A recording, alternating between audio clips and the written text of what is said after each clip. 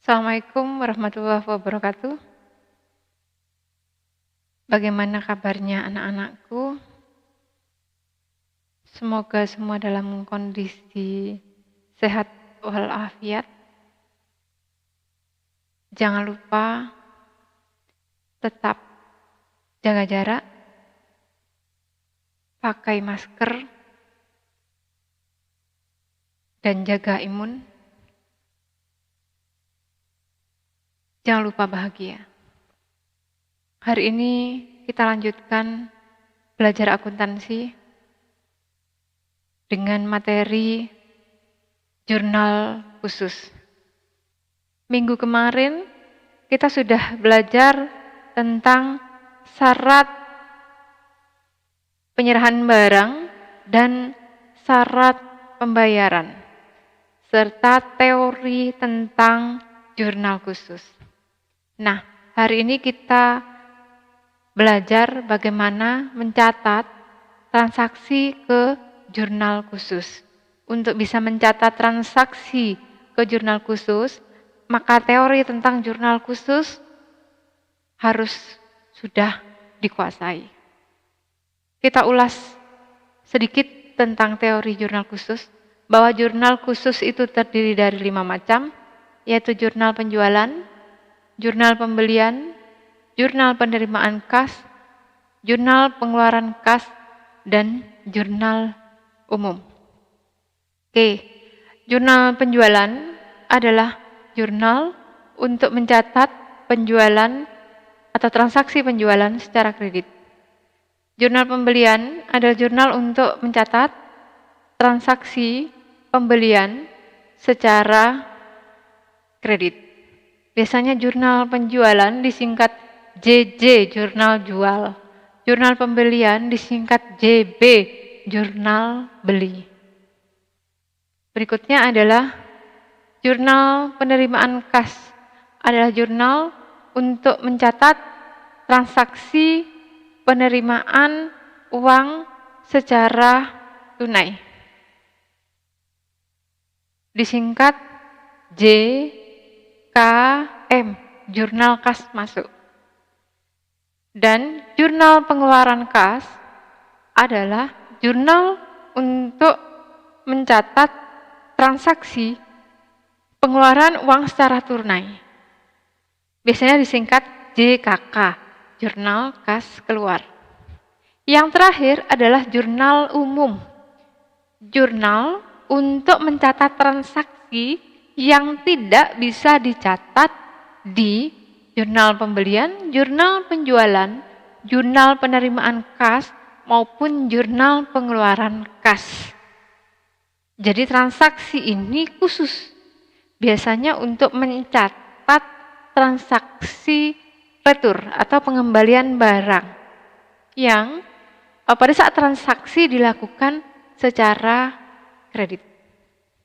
Oke.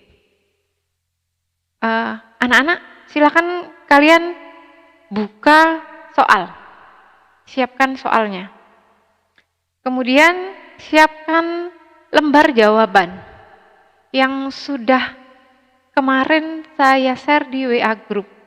Siapkan juga alat tulisnya untuk mempermudah kita belajar. Oke? Sudah siap? Silakan disimak soalnya. Di situ sudah tersaji soal transaksi yang terjadi pada toko luhur. Di situ tersaji neraca saldo per 31 Desember 2018, daftar saldo piutang, daftar saldo utang, dan transaksi selama bulan Januari 2019. Oke, kita fokus pada transaksinya. Nah, transaksi dari tanggal 1 sampai 30 Januari 2019 ini kita analisis terlebih dahulu sebelum memasukkan transaksi ini ke jurnal khusus. Bagaimana cara menganalisisnya? Kalau yang saya tampilkan ini, setiap soal sudah saya beri warna sesuai dengan jurnal khususnya. Nah, kalau kalian silahkan di belakang soal kalian tulis ke jurnal apa transaksi ini akan dimasukkan. Jadi kalau jurnal penjualan kalian tulis JJ, jurnal pembelian tulis JB, jurnal penerimaan kas tulis JKM, jurnal pengeluaran kas tulis JKK, jurnal umum tulis JU. Oke, kita mulai. Tanggal 1. Tuan luhur menyetorkan uang tunai. Ini contoh ya. Berikutnya silakan kalian analisis sendiri. Tuan luhur menyetorkan uang tunai sebagai penambah modal, berarti terjadi transaksi penerimaan uang tunai, berarti masuk jurnal penerimaan kas, kalian tulis JKM. Kalau di sini saya beri warna ungu, maka semua transaksi datang pada bulan Januari 2019 ini yang masuk JKM atau jurnal penerimaan kas saya beri warna ungu. Oke. Berikutnya untuk transaksi pengeluaran kas saya beri warna biru tua. Jadi semua transaksi yang biru tua ini adalah transaksi pengeluaran kas dan seterusnya. Jadi beda warna ini beda arti. Next, kita coba untuk memasukkan transaksi ini ke jurnal khusus. Kita mulai dari jurnal penjualan. Apakah harus selalu jurnal penjualan? Tidak. Tergantung pada masing-masing. Boleh jurnal pembelian terlebih dahulu. Boleh jurnal umum terlebih dahulu. Suka-suka. Akuntansi adalah seni. Berarti bagaimana kita membuat semuanya menjadi terbaca dengan indah. Jadi kalau tulisannya jelek, itu tidak seni itu. Tidak bisa dibaca, menilainya juga kesulitan. Silakan tulis dengan tulisan yang mudah dibaca. Oke, kita ke jurnal penjualan. Di sini untuk jurnal penjualan saya beri tanda dengan warna kuning. Berarti setiap transaksi yang di sini di soal ini sudah saya beri tanda kuning, itu adalah untuk jurnal penjualan. Hati-hati anak-anak, ketika kalian menganalisis transaksi, upayakan pelan-pelan, teliti, karena jika salah menganalisis maka pengerjaan atau pemindahan transaksi ke jurnal khususnya salah. Kalau sudah satu transaksi salah, maka semua menjadi ambiar dan salah. Oke, kita lihat satu-satu. Tanggal 10 Januari dijual barang dagang. Oke, ini masuk ke jurnal penjualan. Tanggal, berarti kita tulis tanggal transaksi. Formatnya tahun, bulan, tanggal. Nomor bukti kita tulis nomor bukti 251. Keterangan kita tulis dengan siapa perusahaan, dalam hal ini toko luhur bertransaksi, dalam hal ini toko idola. Ref kita abaikan dahulu, karena ref ini akan dicentang nanti pada saat terjadi pemindah bukuan ke buku besar. Syarat pembayaran ditulis syarat pembayaran jika ada. Di sini syarat pembayarannya 310N30. Kemudian jumlahnya ditulis di sini 2.800.000. Sampai di sini sudah paham anak-anak? Simak lagi. Karena ini adalah video, kalau kalian masih kurang paham, ulang lagi dari depan. Oke, berikutnya transaksi kedua untuk jurnal penjualan tanggal 13. Nomor bukti 252. Transaksinya dengan toko Lintang. Syarat pembayarannya 310N30. Jumlahnya 3.700.000. Transaksi berikutnya tanggal 18. Buktinya 253 dengan toko Sahara. Syarat pembayaran 210N30. Oke. Transaksi berikutnya Tanggal 18 kalian simak. Tanggal 25 kalian simak. Kalau semua sudah ditulis, maka silakan dijumlah. Jumlahnya dalam hal ini 12.600. Setelah selesai, maka silakan direkap. Ditulis, dari mana rekap ini? Dari sini. Jadi piutang dagang di debit 12.600. Penjualan di kredit 12.600. Pencatatan di jurnal penjualan selesai. Langsung kita ke jurnal pembelian. Saya tandai dengan warna hijau. Oke. Transaksi pertama, tanggal 6. Kita lihat. Tanggalnya kita tulis tanggal 2019 Januari 6. Keterangannya toko kasih murah. Karena di sini toko kasih murah. Nomor bukti 085 dari sini, 085. Syarat pembayaran dari sini, 210 N30. Karena ini bukan transaksi pembelian barang dagang, jadi pembelian ini ditulis untuk transaksi pembelian barang dagang. Kalau bukan transaksi pembelian barang dagang, maka ditulis di serba-serbi. Ini transaksi pembelian peralatan kantor, maka ditulis di akun serba-serbi peralatan kantor. Jumlahnya 1,5 juta.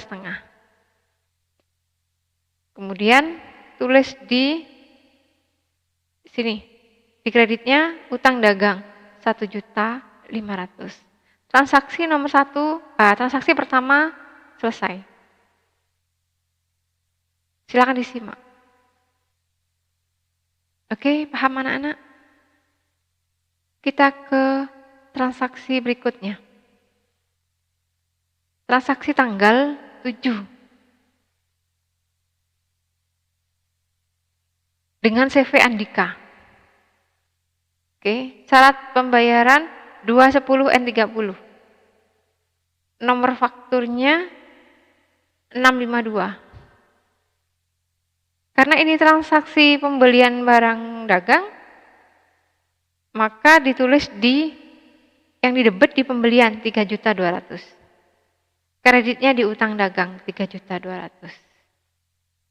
Sampai di sini paham? Kita ke transaksi berikutnya. Transaksi tanggal 14. Dengan proses yang sama dan transaksi tanggal 7. Dengan FA Rahayu, nomor bukti 365, syarat pembayaran 510 N30, jumlah transaksi pembeliannya di debit 2.600.000, utang dagangnya 2.600.000. Kemudian silakan cek transaksi berikutnya tanggal 28. Dengan FA Budi Rahayu, nomor bukti 369, syarat pembayaran 210 N30, jumlah pembeliannya 2.200.000, utang dagangnya 2.200.000. Setelah selesai maka dijumlah pembeliannya 8 juta, peralatan kantor 1.500.000, utang dagangnya 9.500.000. Kemudian direkap. Rekapitulasinya, kita lihat caranya dilihat di sini. Pembelian. Atau peralatan kantor dulu boleh. Peralatan kantor. Debit 1.500.000. Pembelian. Debit 8 juta. Utang dagang.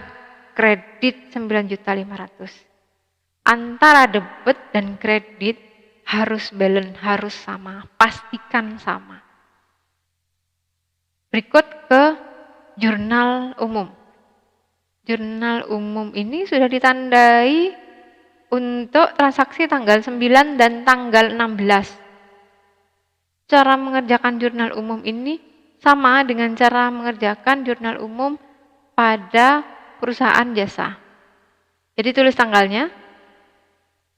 Untuk transaksi tanggal 9 adalah dikirim nota debit pada CV Andika untuk barang yang dikirim kembali karena rusak. Berarti barang yang tadinya dibeli di tanggal 7, setelah dicek ada yang rusak, senilai 1 juta maka dikembalikan. Sehingga jurnalnya adalah atau utang dagangnya berkurang, sehingga utang dagang 1 juta pada retur pembelian 1 juta. Jadi barang yang dikembalikan itu istilahnya retur. Jika itu dikembalikan barang yang sudah dibeli, maka retur pembelian. Kemudian transaksi berikutnya adalah transaksi tanggal 16. Oke, di sini retur penjualan. Maka transaksinya dicatat retur penjualan 200.000 pada piutang dagang 200.000. Kemudian dijumlah. Setelah selesai dijumlah, maka silahkan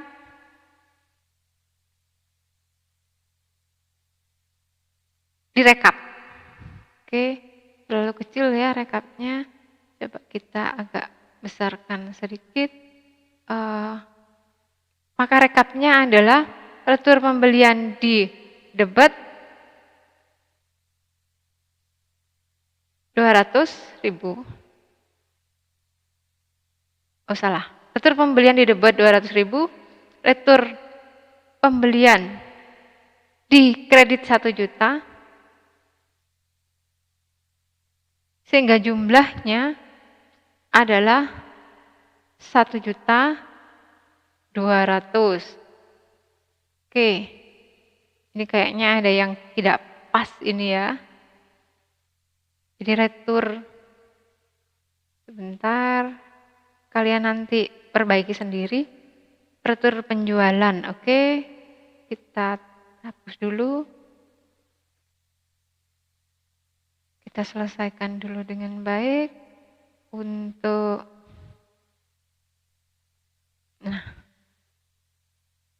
retur penjualan 200.000 di debit.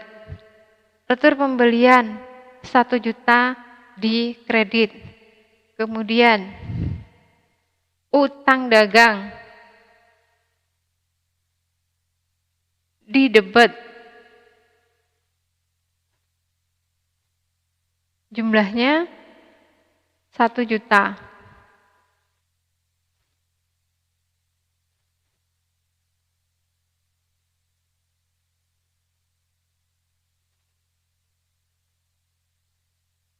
Dan piutang dagang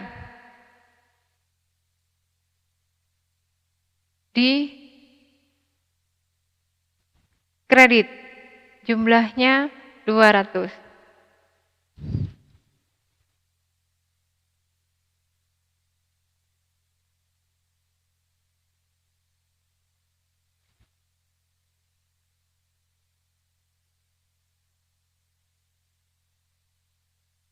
Jika selesai, silakan dijumlah.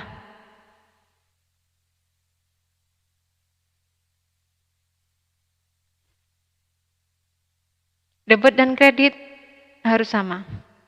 1.200.000. Sampai di sini, semoga kalian paham. Jika tidak paham, ulangi lagi, belajar dari depan. Oke.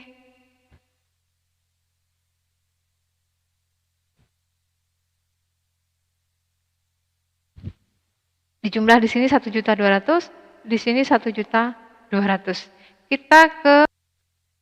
Kita sampai pada jurnal penerimaan kas. Oke. Untuk jurnal penerimaan kas, saya tandai dengan warna ungu. Saya tutup dulu biar lebih mudah memahami. Kita cek yang warna ungu, transaksi pertama di tanggal 1. Tuan luhur menyetorkan uang tunai. Berarti kita tulis tanggalnya 2019 Januari 1, tanggal 1. penyetoran modal. Nomor bukti 001. Di debit ditulis di kas 10 juta karena menerima uang. Di kredit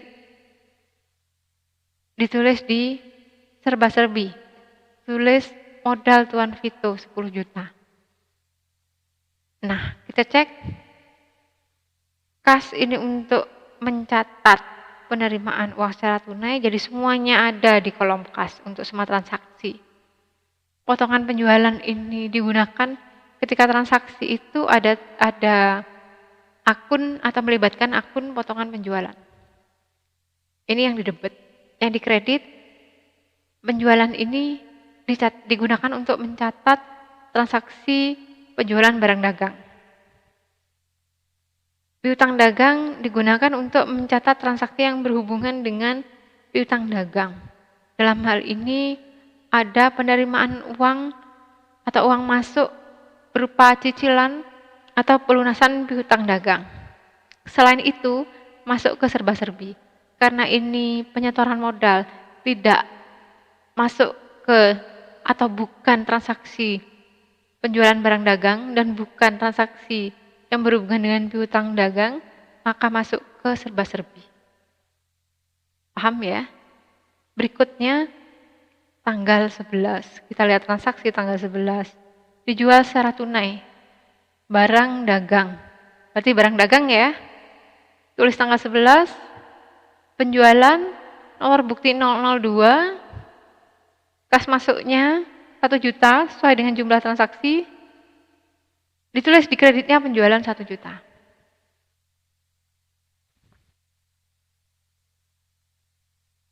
Transaksi berikutnya sama anak-anak. Kita lihat tanggalnya. Oke.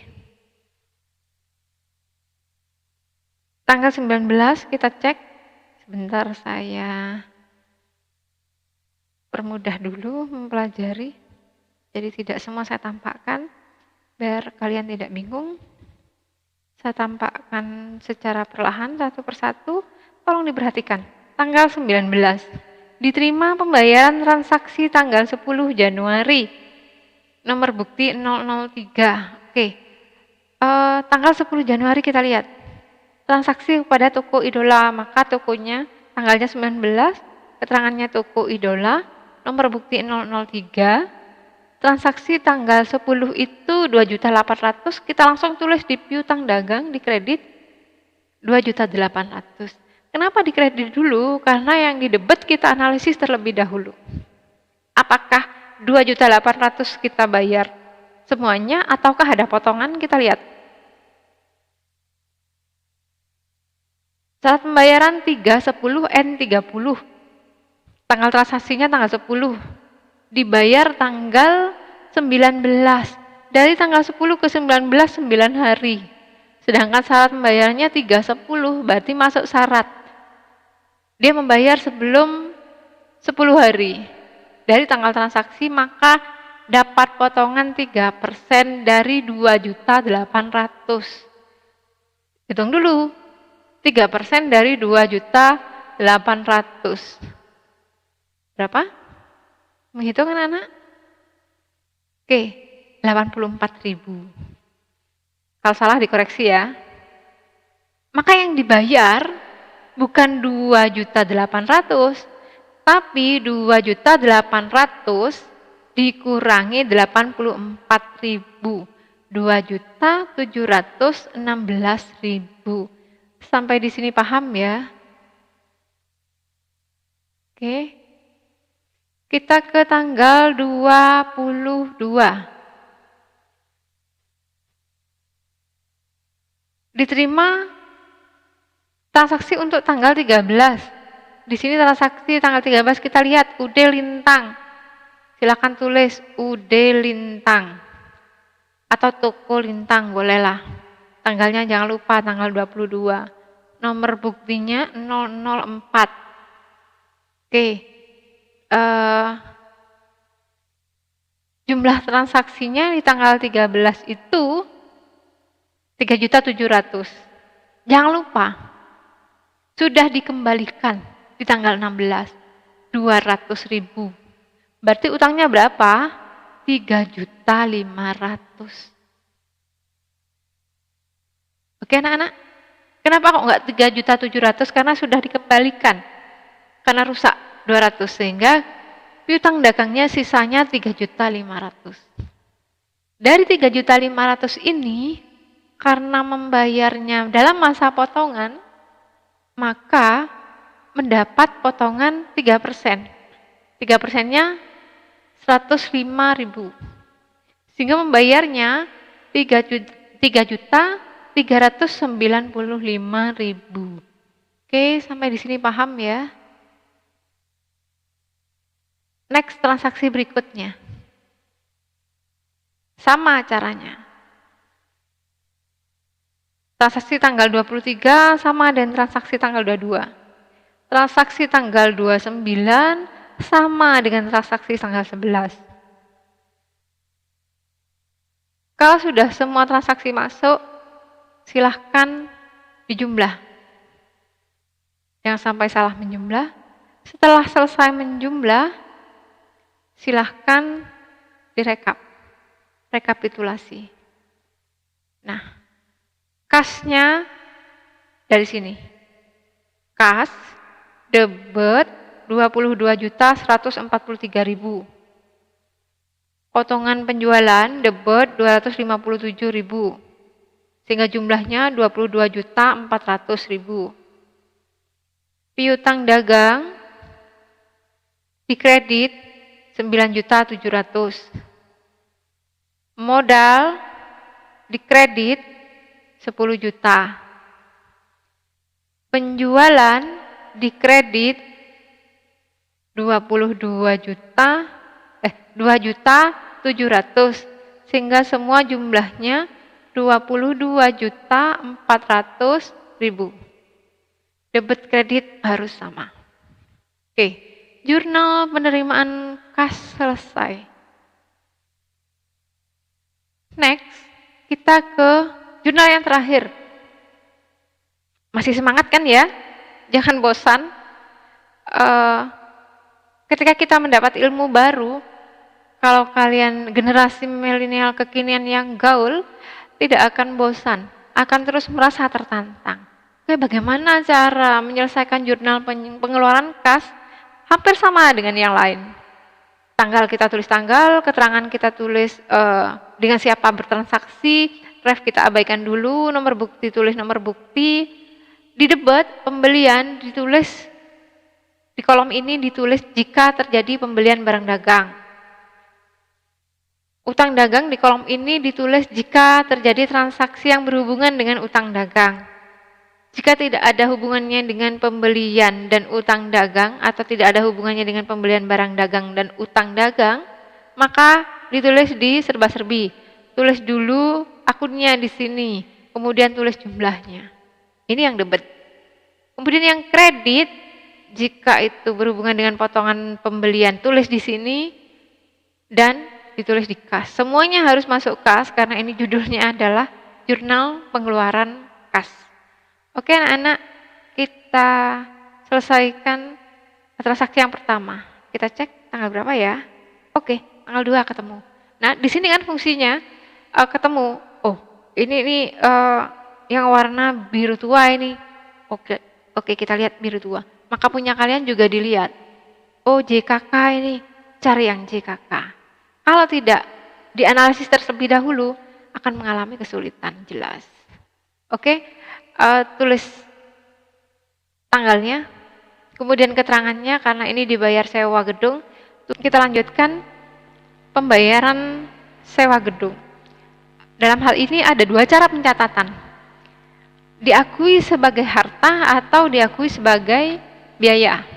Nah, kita catat di sini harus salah satu memilih, tidak boleh dipilih dua-duanya. Diakui sebagai harta atau diakui sebagai utang. Di sini pencatatan ini diakui sebagai harta, maka keterangannya di sini pembayaran sewa 1 tahun. Ini adalah sewa dibayar di muka. Kalau diakui sebagai biaya, maka akunnya adalah biaya sewa. Oke, kita pakai akun sewa dibayar di muka. Nomor buktinya 101. akunnya sewa dibayar di muka, jumlahnya 1.200.000, yang debit kredit di kas 1.200.000. Paham ya? Next. Transaksi kedua tanggal 3. Pembelian perlengkapan.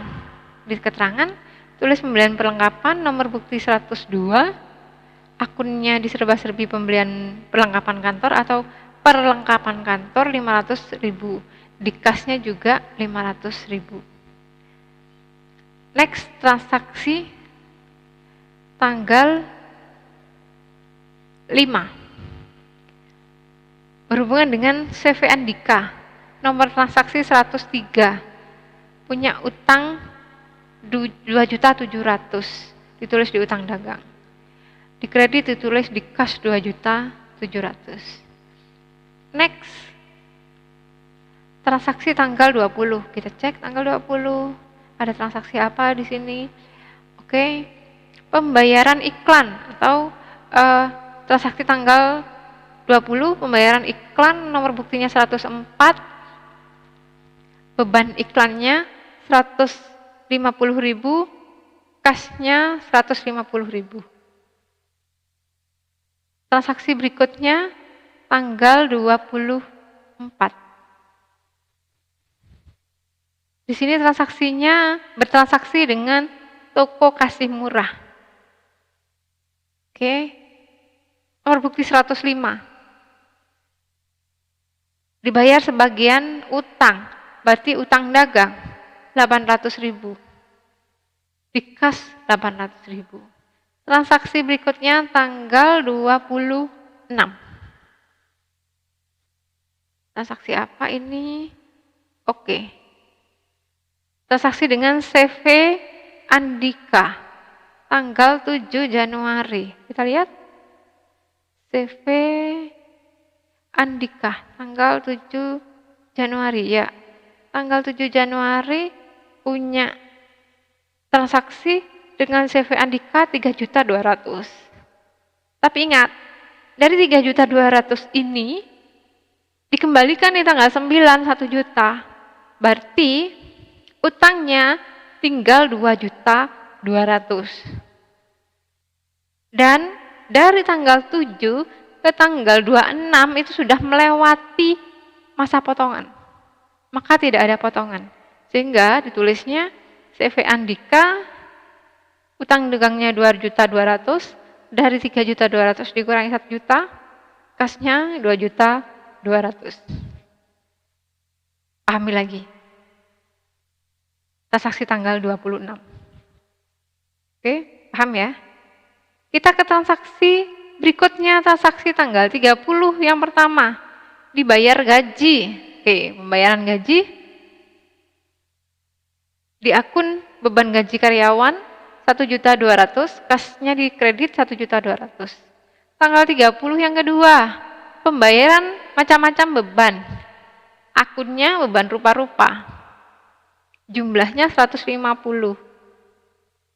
Kasnya di kredit 150.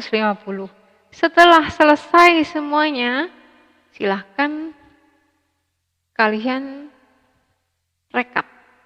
Satu persatu ngerekapnya. Sewa dibayar di muka 1.200.000 dari sini. Pembelian kosong. Perlengkapan kantor 500, ini masih di debit ya. Utang dagang. Wih, lupa tidak di jumlah.